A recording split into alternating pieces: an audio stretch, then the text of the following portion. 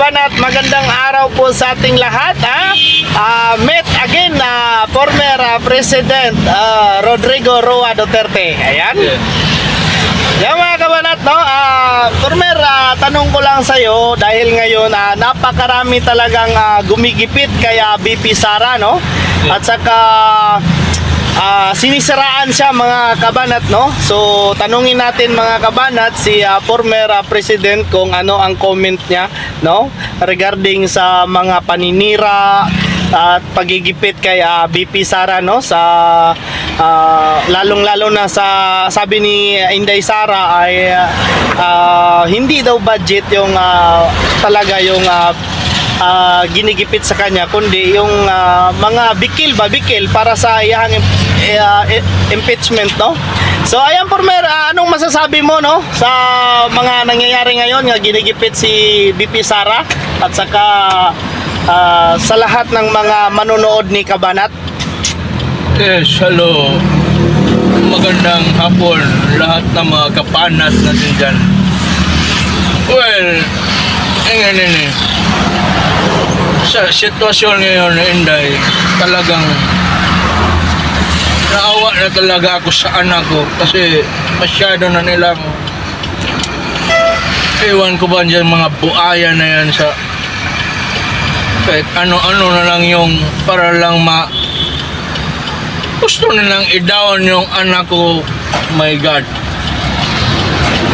wala naman silang makuha doon. Mga kabulastugan nila doon, sila na yung sarili na yung nagigisa nila. Kaya bago lang katatapos na namin yung sa PDP namin, yung sa linyada namin. Basta magkita-kita na lang tayo sa eleksyon. Tingnan natin yung mga na yan doon sa Kasi former, yeah. Ginigipit talaga si Sara kasi tinatarget nila yung 32 million yung boto ni Sara eh. Kasi pag na-impeach si Sara, so parang wala nang tatakbong pagka-president, no? Kahit ano pang gawin nila, sino pang lahat ng mga kalyado nila magpuntahan na sa kanila, wala tao na yung maghusga dyan eh. Tama. Kababayan na yung mga kasi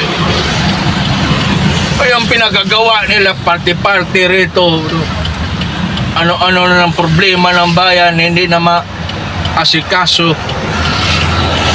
Kaso pag antayan na lang ninyo kasi binubuo pa namin yung line-up namin, inihintay na lang yung desisyon kasi pag pumayag yan si kabanat natin na magsali doon sa sure win na tayo mga kabanat. Oo, kasi former, no, nakikita ko talaga sa ngayon, no, yung mga kaalyado ng dating Pangulo, no, makikita mo ngayon yung mga kung sino talaga yung mga plastic, no? Yes. Makikita talaga natin mga kabanat, no? Kaya yung iba, tatandaan yung mga kabanat yung mga plastic, kung sino yung mga plastic mga kabanat na ibinuto natin dahil daw ay kaalyado daw ng dating Pangulo, ng mga Duterte. Pero ngayon, nagkanya-kanya na silang bumaliktad mga kabanat, no? At sila na mismo yung umiipit sa mga Duterte, no? Yes. Nakikita ninyo kung sino na yung mga manggagamit. Ilan na lang yung naiwan. Senator Bongo Bato, Ruben Padilla. Iniwan na tayo ng iba doon. Bahala na kayo. Basta yung sa amin, trabaho lang para sa bayan. Tama, no? Ayan mga kabanat, no? Tungayan natin yung pahayag ni former President Rodrigo Roa Duterte. Ayan. Wala lang siya. Si kabanat lang yung magtira doon. Wala lang siya. Kasi dito sa Mindanao ngayon, uso yung 5K at saka may pang grocery pa, no? So, anong masasabi mo, former President? Wala. Yung pinagagawa nila, hindi naman pera nila yan. Tanggapin na niyo yan kasi pera natin yan. Bigas-bigas na yan. Yung akala mo kung magkapagbigay galing sa bulsa nila, galing yan sa kaban ng bayan, atin yan. Tanggapin ninyo. Tapos, pag ninyong iboto yung mga kasi niluloko lang kayo nan. Kala kung makapagbigay ilang bilyon ba yung binigay nila rito. Tapos yung pundo ni Inday kinaltasan. Tapos wala namang ayuda. Yung ayuda dito ginanap. Tapos yung mga baha doon sa Manila. Ano, my God. Ano bang klaseng? Dito yung ayuda, yung baha nasa Yung baha Manila. doon sa Luzon. Namigay ng ayuda dito sa Davao. Tanggapin nyo yan. Grasya na yan. parang nangangarap siguro sila nga magkaroon ng mga kalamidad dito, no? Kasi inuunahan na nila ng ayuda dito sa Mindanao, no? Bumabaha yung mga ayuda dito sa Mindanao sa ngayon. Kaya nga. Kaya tanggap lang ng tanggap kasi pera ninyo yan. Pinaggagasto nila. Kunti lang yan kaysa binulsa nila yung ano. Ang importante, pagdating sa eleksyon, kung ano yung Eh. nasa puso mo, Yan yung iboto ninyo. oh, Kung sinong mas makatutulong para sa bayan. Yan yung iboto ninyo. siyempre, kaming mga solid Duterte ay Duterte talaga kami. Laban lang, kabanat. Ayan. Yan mga kabanat, no? So, sabi ni former president, tanggapin lang natin mga kabanat yung mga pinamimigay daw. Dahil, pira daw natin yan, no?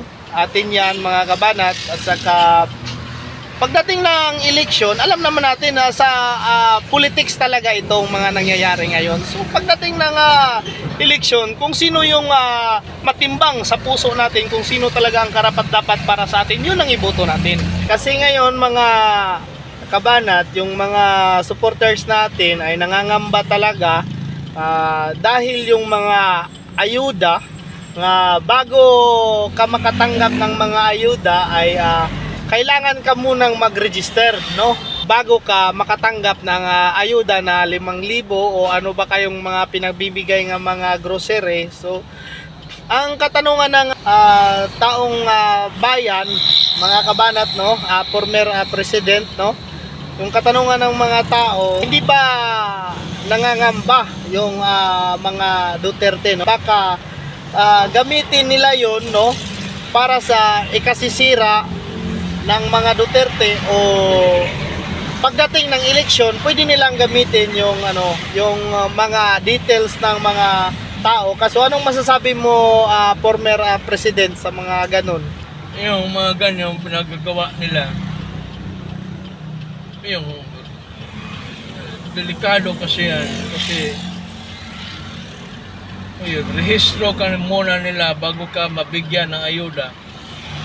Parang i-register ka muna nila doon sa Machine. No? iwan ko, parang iparehistro ka para mamembro ka na nila doon sa para masali ka na nila sa list nila doon. Baka gamitin yan baka magamit nila yan sa eleksyon. Kawawa yung taong bayan yan. Mga ganyan delikado kasi yan. Mabalingwala yung mga buto ng taong bayan. Baka magamit nila sa hindi maganda yung mga details ng mga taong bayan, no, nga nakatanggap ng ayuda. Delikado kasi ganun duro, mga delikado kung ano mga plano nila para lang magamit nila kung saan nila pwedeng gamitin yung mga ganyan. Kaya kailangan magmasid-masid tayo kung ano mga pinagagawa nila para hindi tayo maisahan. Oh.